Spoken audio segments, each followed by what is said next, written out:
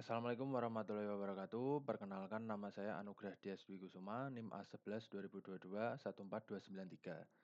Saya dari kelas bimbingan karir D2 Siang. Nah, di sini untuk tugas responsi bimbingan karir, saya memakai dataset diabetes.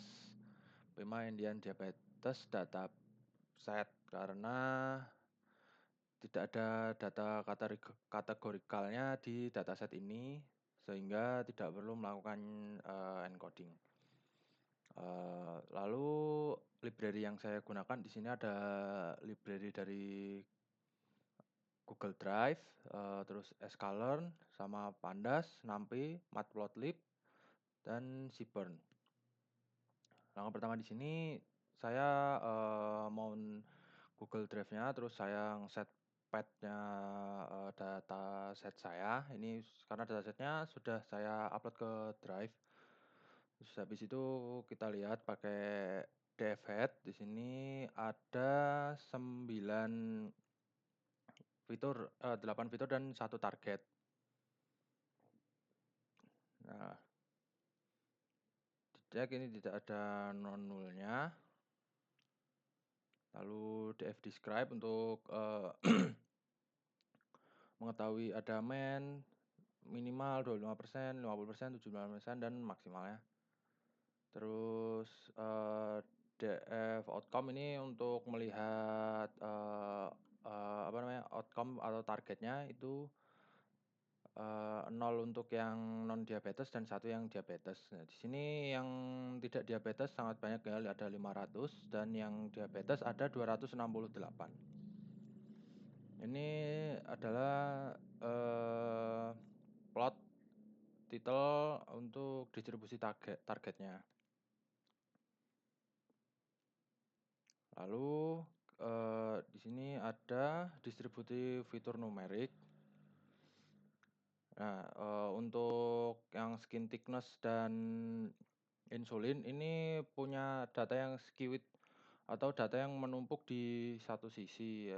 Bisa juga dikatakan distribusinya tidak simetris.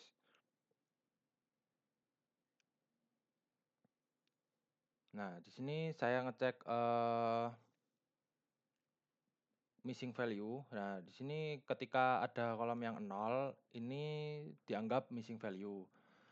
Nantinya akan ditangani pada tahap pre-processing. Ini ada heat map korelasi. Nah, glukosa ini punya korelasi paling tinggi sama outcome atau targetnya ya. Terus ada BMI sama umur, age ya. Ini cukup cukup tinggi lah, tapi nggak tinggi-tinggi banget. Terus habis itu ada glukosa versus outcome dan body mass index. Nah, ini kedua ini yang pasien yang dikategorikan ke diabetes itu punya korelasi yang tinggi antara dua ini, glukosa dan body mass index.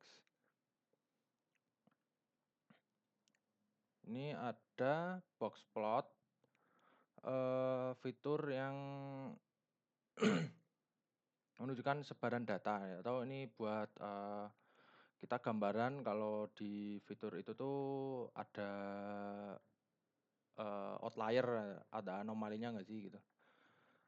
Nah, di sini skin thickness sama insulin itu box plotnya lebar. Biasanya kalau yang box plot lebar gini ada outliernya. Nah, setelah tadi box plot, kita lanjut ke pre-processing. Nah, ini pertama-tama kita nanganin missing value.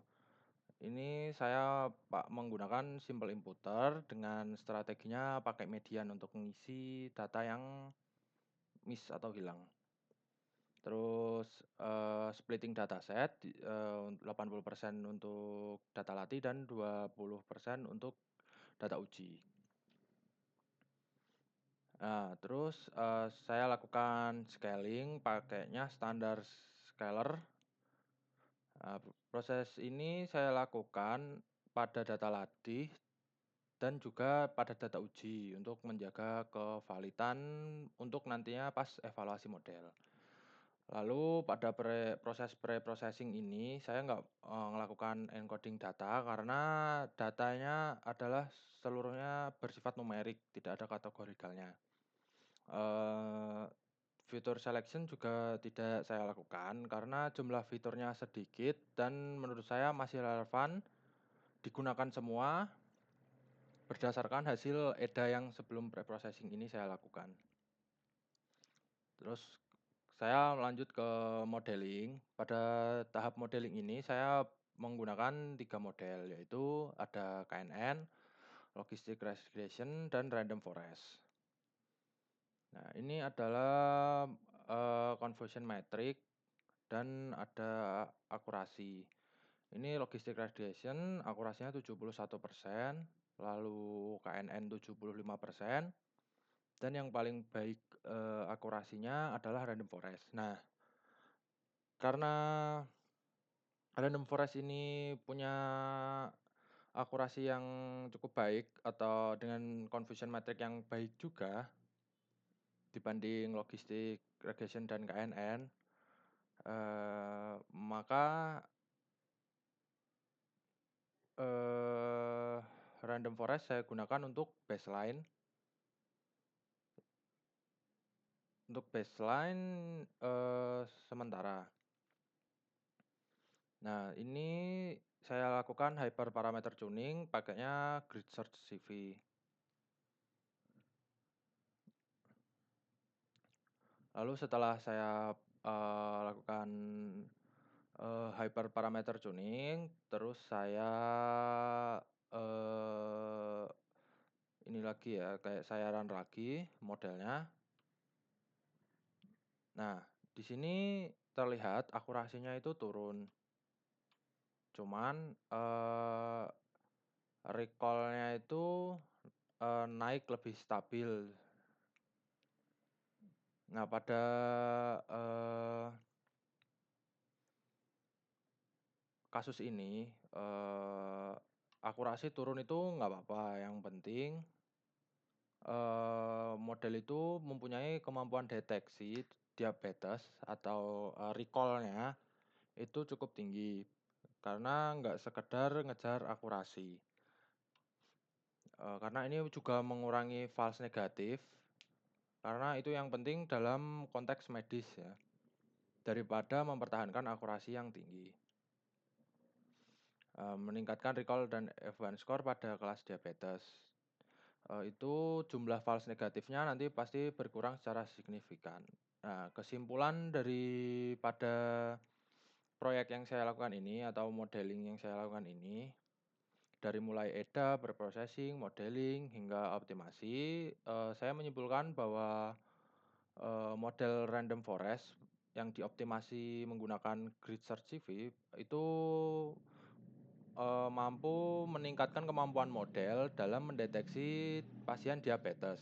Meskipun waktu tadi setelah dilakukan, hyperparameter tuning itu akurasinya turun, namun nilai, recall dan F1 score-nya pada kelas diabetes itu meningkat, serta false negatifnya berkurang secara signifikan.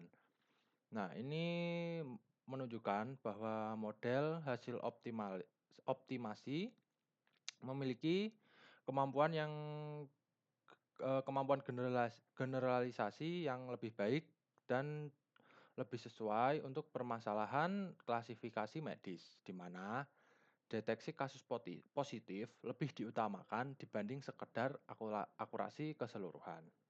Sekian, paparan tentang model yang saya buat. Terima kasih jika ada kesalahan kata, mohon dimaafkan. Terima kasih.